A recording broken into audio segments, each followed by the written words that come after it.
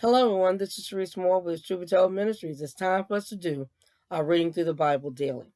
Now, yesterday we read Mark 14, and we saw that Jesus was having the supper with the disciples and how he sent them out to prepare and told them what to do. And when they came together for the supper, he let it be known that one of them was going to betray him. And of course, we know that Judas Iscariot was the one that did the betraying, and they did come to take Jesus. He also, when he told them this, Peter was very adamant that he would not betray him, that he would not, not to betray him, excuse me, that he would not speak against Jesus, that he was going to be with him to the end. And Jesus informed them, before the rooster crows twice, you're going to deny me 3 times. You're going to deny you know me. And Peter was like, no, this is never going to happen. So after they had finished the supper, they went out and they said they were singing, went to the Garden of Gethsemane, where he prayed to the Father that possibly if this cup would pass, but he yielded because he knew he had to do the will of God. And then during the time he was in the Gethsemane, of course, the disciples kept falling asleep. And so at this time, the third time he finds them sleeping, he said, look, it's time to go. And as they're leaving, you see the Son of Man is about to be betrayed. And so Judas Iscariot had already made arrangements with the officials and things on the signal to let them know which one was Jesus. And he said, if when I go and kiss him, that's the one. And so you're supposed to arrest him. So Judas sees Jesus. He comes up, he kisses him. And of course, they arrest Jesus. And then we see he's taken to the Sanhedrin and he's questioned there, and he doesn't say anything. But then when he's questioned about whether he is actually the son of God, he then tells them that he will, and that they will see that he is who he says he is. And so while all this is going on, Peter's in the courtyard, and one of the servants of the high priest, this is a young lady, she sees Peter and says, aren't you with the Jesus of the Nazarene? Peter said, I don't know. Then the girl sees him again, and she said, when he's standing with other people, he said, no, you were with him. He goes, I don't know. Then he moves out further in the courtyard and he's warming himself. And some of the people around said, yeah, you're from Galilee. You were with him. And he begins to curse and say he doesn't know him. And then the rooster crows that second time. And Peter realizes, oh my goodness, it happened. And he's very distraught.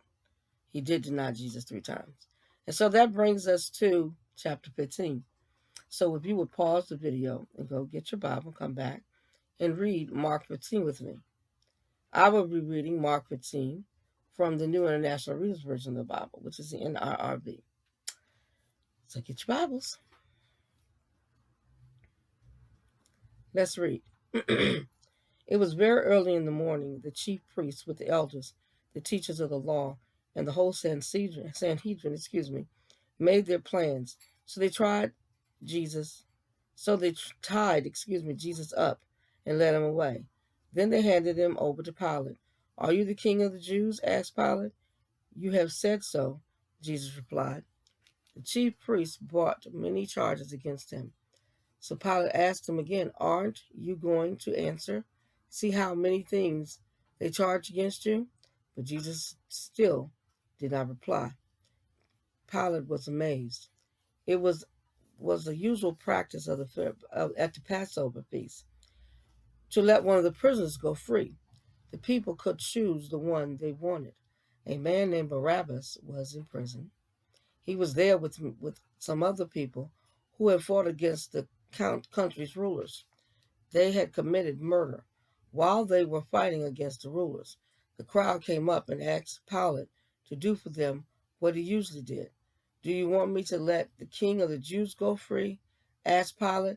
He knew that the chief priests had handed Jesus over to him because they wanted to get their own way.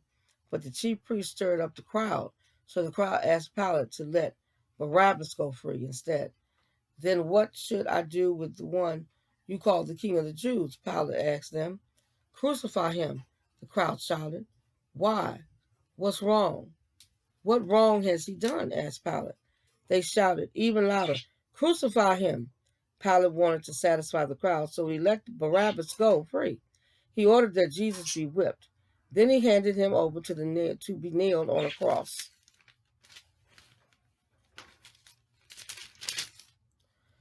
The soldiers led Jesus away into the palace. It was called the Praetorium. They called together the whole company of soldiers. The soldiers put a purple robe on Jesus. Then they twisted thorns together to make a crown. They placed it on his head. They began to call out to him, "We honor you, King of the Jews." Again and again they hit him on the head with a stick. They spit on him. They fell on their knees and pretended to honor him. After they had made fun of him, they took off the purple robe. They put his own clothes back on him. Then they led him out to nail him to a cross.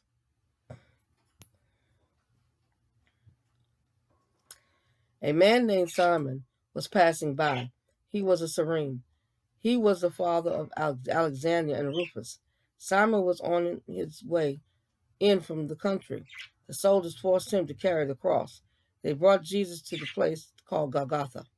The word Golgotha means the place of the skull. Then they gave him wine mixed with spices. He did not take it. They nailed him to the cross. Then they divided up his clothes.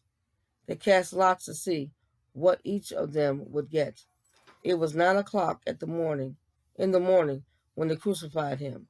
They wrote out the charge against him. It read, "The King of the Jews." They crucified him with two rebels against Rome. One was on his right and one was on his left. Those who passed by shouted at Jesus and made fun of him.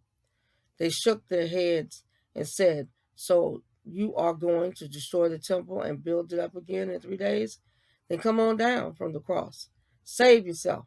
In the same way, the chief priests and the teachers of the law made fun of him among themselves. "He saved others," they said, "but he can't save himself. Let this Messiah, the King of Israel, come down now from the cross. When we see that, then we will believe." Those who were being crucified with Jesus also made fun of him. At noon, darkness covered the whole land. It lasted 3 hours. At 3 o'clock in the afternoon, Jesus cried out in a loud voice, "Eloi, Eloi, lama sabachthani." This means, my God, why have you deserted me?" Some of those standing nearby heard Jesus cry out. They said, "Listen, he's calling for Elijah." Someone ran and filled a sponge with wine vinegar. He put it on a stick. He offered it to Jesus to drink. "Leave him alone," he said. "Let's see if Elijah comes to take him down." With a loud voice, Jesus took his last breath. The temple curtain was torn in two from top to bottom. A Roman commander was standing there in front of Jesus. He saw how Jesus died. Then he said, "This man was surely the Son of God." Not very far off, some women was watching. Mary Magdalene was among them. Mary, the mother of the youngest James and of Joseph, was also there. So was Salome, was also there. In Galilee, these women had followed Jesus. They had taken care of his needs. Many other women were also there. They had come up with him to Jerusalem. It was the day before the Sabbath. The day was called Preparation Day. As evening approached, Joseph went boldly to Pilate and asked for Jesus' body. Joseph was from the town of Arimathea. He was a leading member of the Jewish council. He was waiting for God's kingdom. Pilate was surprised to hear that Jesus was already dead, so he called out for the Roman commander. He asked him if Jesus had already died. The commander said it was true. So Pilate gave the body to Joseph. Then Joseph brought some linen cloth. He took down the body and wrapped it in the linen. He put it in a tomb, cut out the rock. Then he rolled a stone against the entrance of the tomb. Mary Magdalene and Mary, the mother of Joseph, saw where Jesus' body had been placed. Well, that's the reading of Mark chapter 15. Now, right where you watch this, click to watch this video. In the comment section, won't you share a verse, your thoughts, or what stood out to you from reading Mark 15? We love to read your comments. I want to thank you today for tuning into our broadcast, and Lord willing, on tomorrow I'll be back to read Mark 16. Thank you so much for tuning in, and you have a wonderful, wonderful day. Bye, everyone.